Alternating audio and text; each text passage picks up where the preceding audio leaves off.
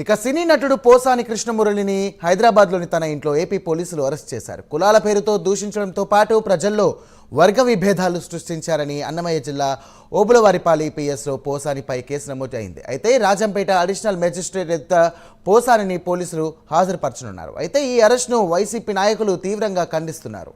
పోసానిని arrest చేయడం అత్యంత దారుణమని మాజీ మంత్రులు సీదిరి అప్పలరాజు, కురసాల కన్నాబాబు, మెరుగ నాగార్జున, అంబటి రాంబాబు అన్నారు. ఇక ముఖ్యమంత్రి చంద్రబాబు ఒక నియంతలా వ్యవహరిస్తున్నారని విమర్శించారు. శివరాత్రి రోజున చంద్రబాబు ప్రజలను హింసిస్తున్నారని అన్నారు. రాష్ట్రంలో ప్రజాస్వామ్యం కూని అయిపోయిందని YCP general secretary Gadikota Srikanth Reddy తెలియజేశారు.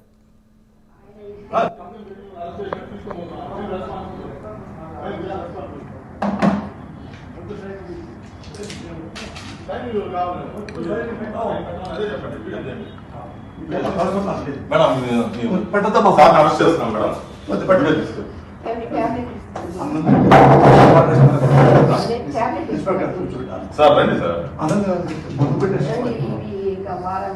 మీ ట్యాబ్స్ అన్ని ఇవ్వండి మేడం. మేడం మీ పేరు మేడం.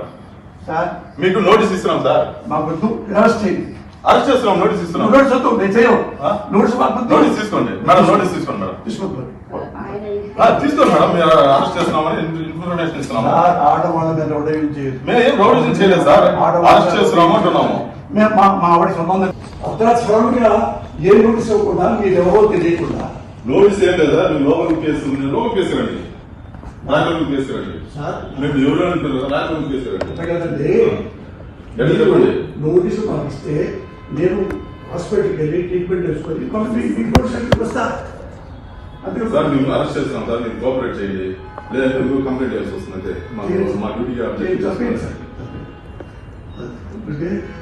చేతులు ఎక్కడ ఒకటి వినండి సార్, ఆపరేషన్ మా కోఆపరేషన్ చేయండి. మీరు పేషెంట్ కూడా ఆపరేషన్ చేయాలా? అదే రూపాయలు అదే మాకు మేము అందుకే ఉన్నాం.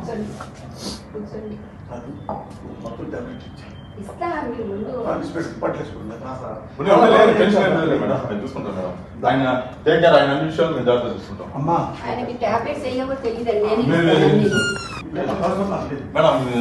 మేడం సార్ అరెస్ట్ చేస్తున్నాం మేడం.